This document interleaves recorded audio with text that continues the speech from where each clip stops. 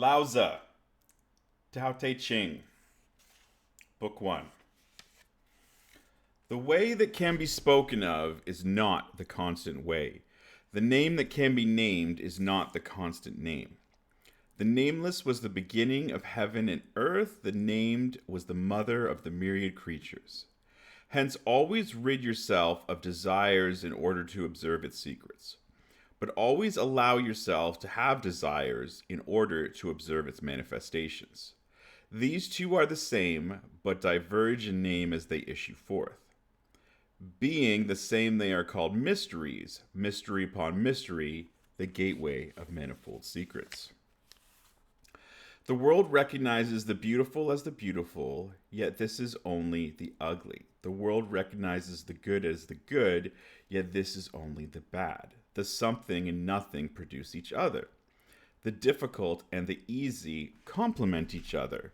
The long and the short offset each other. The high and the low incline towards each other. Note and sound harmonize with each other. Before and after follow each other. Therefore, the sage keeps to the deed that consists in taking no action and practices the teaching that uses no words. The myriad creatures rise from it, yet it claims no authority. It gives them life, yet claims no possession. It benefits them, yet exacts no gratitude. It accomplishes its task, yet lays claim to no merit. It is because it lays claim to no merit that its merit never deserts it. Not to honor men of worth will keep the people from contention. Not to value goods which are hard to come by will keep them from theft. Not to display what is desirable will keep them from being unsettled of mind. Therefore, in governing the people, the sage empties their minds but fills their bellies, weakens their wills but strengthens their bones. He always keeps them innocent of knowledge and free from desire, and ensures that the clever never dare to act. Do that which consists in taking no action, and order will prevail. The way is empty, yet use will not drain it. Deep, it is like the ancestor of the myriad creatures. Blunt the sharpness, untangle the knots, soften the glare. Let your wheels move along old ruts. Darkly visible, it only seems as if it were there. I know not whose son it is, it images the forefather of God. Heaven and earth are ruthless and treat the myriad creatures as straw dogs. The sage is ruthless and treats the people as straw dogs. Is not the space between heaven and earth like a bellows? It is empty without being exhausted. The more it works, the more comes out. But speech leads inevitably to silence. Better to hold fast to the void. The spirit of the valley never dies. This is called the mysterious female. The gateway of the mysterious female is called the root of heaven and earth. Dimly visible, it seems as if it were there, yet use will never drain it. Heaven and earth are enduring. The reason why heaven and earth can be enduring is that they do not give themselves life. Hence, they are able to be long-lived. Therefore, the sage puts his person last, and it comes first. Treats it as extraneous to himself, and it is preserved. It is not because he is without thought of self that he is able to accomplish his private ends. Highest good is like water, because water excels in benefiting the myriad creatures without contending with them and settles where none would like to be. It comes close to the way. In a home, it is the sight that matters. In quality of mind, it is depth that matters. In an ally, it is benevolence that matters. In speech, it is good faith that matters. In government, it is order that matters. In affairs, it is ability that matters. In action, it is timeliness that matters. It is because it does not contend that it is never at fault. Rather than fill it to the brim by keeping it upright, better to have stopped in time. Hammer it to a point, and the sharpness cannot be preserved forever. There may be gold and jade to fill a hall, but there is none who can keep them. To be overbearing when one has wealth and position is to bring calamity upon oneself. To retire when the task is accomplished is the way of heaven. When carrying on your head your perplexed bodily soul, can you embrace in your arms the one and not let go? In concentrating your breath, can you become as supple as a babe? Can you polish your mysterious mirror and leave no blemish? Can you love the people and govern the state without resorting to action? When the gates of heaven open and shut, are you capable of keeping to the role of the female? When your discernment penetrates the four quarters, are you capable of not knowing anything? It gives them life and rears them. It gives them life, yet claims no possession. It benefits them, yet exacts no gratitude. It is the steward, yet exercises no authority. Such is called the mysterious virtue. 30 spokes share one hub. Adapt the nothing therein to the purpose in hand, and you will have the use of the cart. Knead clay in order to make a vessel.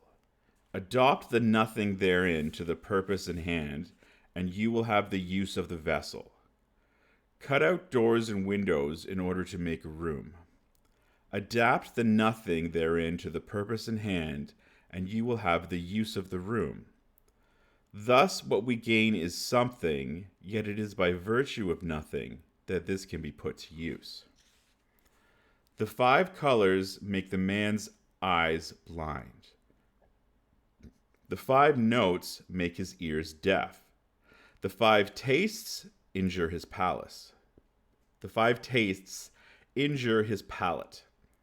Riding and hunting make his mind go wild with excitement. Goods hard to come by serve to hinder his progress. Hence the sage is for the belly, not for the eye. Therefore he discards the one and takes the other. Favor and disgrace are things that startle. High rank is like one's own body, a source of great trouble. What is meant by saying that favor and disgrace are things that startle? Favor, when it is bestowed on a subject, serves to startle as much as when it is withdrawn. This is what is meant by saying that favor and disgrace are things that startle. What is meant by saying that high rank is, like one's body, a source of great trouble? The reason I have great trouble is that I have a body. When I no longer have a body, what trouble have I? Hence, he who values his body more than dominion over the empire can be entrusted with the empire. He who loves his body more than dominion over the empire can be given custody of the empire. What cannot be seen is called evanescent. What cannot be heard is called rarefied.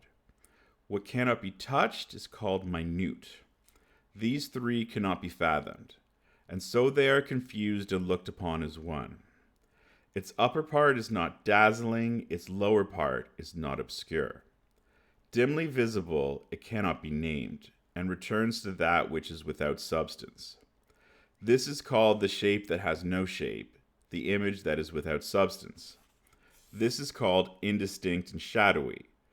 Go up to it, and you will not see its head. Follow behind it, and you will not see its rear. Hold fast to the way of antiquity in order to keep in control the realm of today. The ability to know the beginning of antiquity is called the thread running through the way.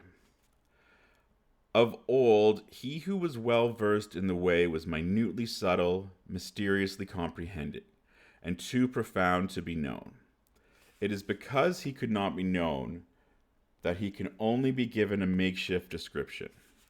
Tentative, as if fording a river in winter, hesitant, as if in fear of his neighbors, formal like a guest, falling apart like thawing ice, thick like the uncarved block, vacant like a valley, murky like muddy water. Who can be muddy and yet settling, slowly become limpid? Who can be at rest and yet stirring, slowly come to life? He who holds fast to this way desires not to be full. It is because he is not full that he can be worn and yet newly made. I do my utmost to attain emptiness. I hold firmly to stillness. The myriad creatures all rise together, and I watch their return. The teeming creatures all return to their separate roots. Returning to one's roots is known as stillness. This is what is meant by returning to one's destiny. Returning to one's destiny is known as the constant. Knowledge of the constant is known as discernment. Woe to him who willfully innovates while ignorant of the constant. But should one act from knowledge of the constant, one's action will lead to impartiality, impartiality to kingliness, kingliness to heaven, heaven to the way to perpetuity, and to the end of one's days, one will meet with no danger. The best of all rulers is but a shadowy presence to his subjects. Next comes the ruler they love and praise. Next comes one they fear. Next comes one with whom they take liberties. When there is not enough faith, there is a lack of good faith. Hesitant, he does not utter words lightly. When his task is accomplished and his work is done, the people all say, "It happened to us naturally." When the great way falls into disuse, there are benevolence and rectitude. When cleverness emerges, there is great hypocrisy. When the six relations are at variance, there are filial children. When the state is benighted, there are loyal ministers. Exterminate the sage, discard the wise, and the people will benefit 100-fold. Exterminate benevolence, discard rectitude, and the people will again be filial. Exterminate ingenuity, discard profit, and there will be no more thieves and bandits. These three, being false adornments, are not enough. And then people must have something to which they can attach themselves. Exhibit the unadorned and embrace the uncarved block, having little thought of self and as few desires as possible. Exterminate learning, and there will no longer be worries. Between yea and nay, how much difference is there? Between good and evil, how great is the distance? What others fear, one must also fear, and wax without having reached the limit. The multitude are joyous, as if partaking of the Tai Lao offering, or going up to a terrace in spring. I alone am inactive and reveal no signs, like a baby that has not yet learned to smile. Listless as though with no home to go back to. The multitude all have more than enough. I alone seem to be in want. My mind is that of a fool. How blank! Vulgar people are clear. I alone am drowsy. Vulgar people are alert. I alone am muddled. Calm like a sea, like a high wind that never ceases. The multitude all have a purpose. I alone am foolish and uncouth. I alone am different from others and value being fed by the mother. In his every moment of a man of great virtue follows the way and the way only. As a thing, the way is shadowy, indistinct and shadowy, yet within it is an image, shadowy and indistinct, yet within it is a substance, dim and dark, yet within it is an essence. The essence is quite genuine, and within it is something that can be tested, from the present back to antiquity.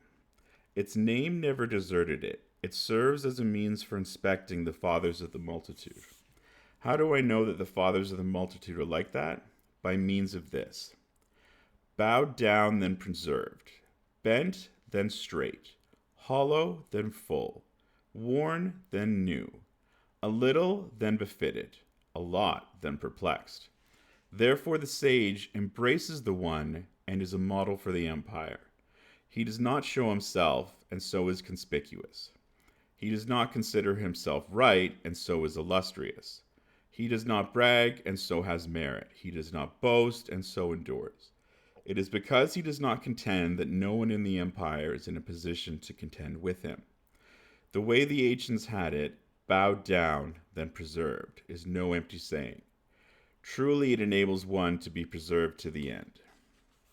To use words but rarely is to be natural.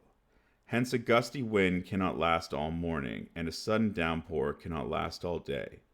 Who is it that produces these? Heaven and earth. If even heaven and earth cannot go on forever, much less can man. That is why one follows the way. A man of the way conforms to the way, a man of virtue conforms to virtue, a man of loss conforms to loss. He who conforms to the way is gladly accepted by the way. He who conforms to virtue is gladly accepted by virtue. He who conforms to loss is gladly accepted by loss. When there is not enough faith, there is a lack of good faith. He who tiptoes cannot stand. He who strides cannot walk.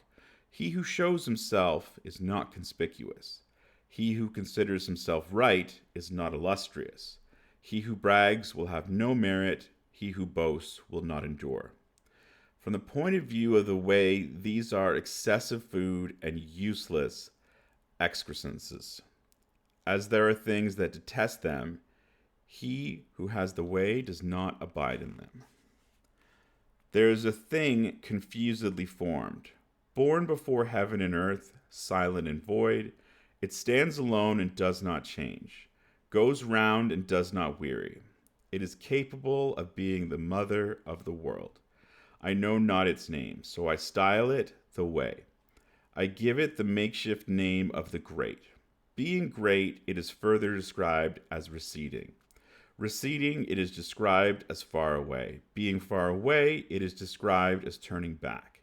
Hence the way is great, heaven is great, earth is great, and the king is also great. Within the realm there are 4 things that are great, and the king counts as one. Man models himself on earth, earth on heaven, heaven on the way, and the way on that which is naturally so. The heavy is the root of the light. The still is the lord of the restless. Therefore the gentleman, when traveling all day, never lets the heavily laden carts out of his sight. It is only when he is safely behind walls and watchtowers that he rests peacefully and is above worries. How then should a ruler of 10,000 chariots make light of his own person in the eyes of the empire? If light, then the root is lost. If restless, then the Lord is lost. One who excels in traveling leaves no wheel tracks. One who excels in speech makes no slips. One who excels in reckoning uses no counting rods. One who excels in shutting uses no bolts, yet what he has shut cannot be opened. One who excels in tying uses no cords, yet what he has tied cannot be undone. Therefore the sage always excels in saving people, and so abandons no one. Always excels in saving things, and so abandons nothing. This is called following one's discernment. Hence the good man is the teacher the bad learns from, and the bad man is the material the good works on. Not to value the teacher, nor to love the material, though it seems clever, betrays great bewilderment. This is called the essential and the secret. Know the male, but keep to the role of the female, and be a ravine to the empire. If you are a ravine to the empire, then the constant virtue will not desert you, and you will again return to being a babe. Know the white, but keep to the role of the black, and be a model to the empire. If you are a model to the empire, then the constant virtue will not be wanting, and you will return to the infinite. Know honor, but keep to the role of the disgraced, and be a valley to the empire. If you are a valley to the empire, then the constant virtue will be sufficient, and you will return to being the uncarved block. When the uncarved block shatters, it becomes vessels. The sage makes use of these and becomes the lord over the officials. Hence the greatest cutting does not sever. Whoever takes the empire and wishes to do anything to it, I see will have no respite. The empire is a sacred vessel, and nothing should be done to it. Whoever does anything to it will ruin it. Whoever lays hold of it will lose it. Hence some things lead and some follow. Some breathe gently and some breathe hard. Some are strong and some are weak. Some destroy and some are destroyed. Therefore, the sage avoids excess, extravagance, and arrogance. One who assists the ruler of men by means of the way does not intimidate the empire by a show of arms. This is something which is liable to rebound. Where troops have encamped, there will brambles grow. In the wake of a mighty army, bad harvests follow without fail. One who is good aims only at bringing his campaign to a conclusion and dare not thereby intimidate. Bring it to a conclusion, but do not boast. Bring it to a conclusion, but do not brag. Bring it to a conclusion, but do not be arrogant. Bring it to a conclusion, but only when there is no choice. Bring it to a conclusion, but do not intimidate. A creature in its prime, doing harm to the old, is known as going against the way. That which goes against the way will come to an early end. It is because arms are instruments of ill omen, and there are things that detest them, that one who has the way does not abide by their use. The gentleman gives precedence to the left when at home, but to the right when he goes to war. Arms are instruments of ill omen, not the instruments of the gentleman. When one is compelled to use them, it is best to do so without relish. There is no glory in victory, and to glorify it despite this is to exult in the killing of men. One who exults in the killing of men will never have his way in the empire. On occasions of rejoicing, precedence is given to the left. On occasions of mourning, precedence is given to the right. A lieutenant's place is on the left, a general's place is on the right. That means that it is the mourning rites that are observed. When great numbers of people are killed, one should weep over them with sorrow. When victorious in war, one should observe the rites of mourning. The way is forever nameless. Though the uncarved block is small, no one in the world dare claim its allegiance. Should lords and princes be able to hold fast to it, the myriad creatures will submit of their own accord. Heaven and earth will unite, and sweet dew will fall, and the people will be equitable, though no one so decrees. Only when it is cut are there names. As soon as there are names, one ought to know that it is time to stop. Knowing when to stop, one can be free from danger. That way is to the world as to the river and the sea are to rivulets and streams. He who knows others is clever. He who knows himself has discernment. He who overcomes others has force. He who overcomes himself is strong. He who knows contentment is rich. He who perseveres is a man of purpose. He who does not lose his station will endure. He who lives out his days has had a long life. The way is broad, reaching left as well as right. The myriad creatures depend on it for life, yet it claims no authority. It accomplishes its task, yet lays claim to no merit. It clothes and feeds the myriad creatures, yet lays no claim to being their master. Forever free of desire, it can be called small. Yet, as it lays no claim to being master, when the myriad creatures turn to it, it can be called great. It is because it never attempts itself to be great that it succeeds in becoming great. Have in your hold the great image, and the empire will come to you. Coming to you and meeting with no harm, it will be safe and sound. Music and food will induce the wayfarer to stop. The way in its passage through the mouth is without flavor. It cannot be seen, it cannot be heard, yet it cannot be exhausted by use.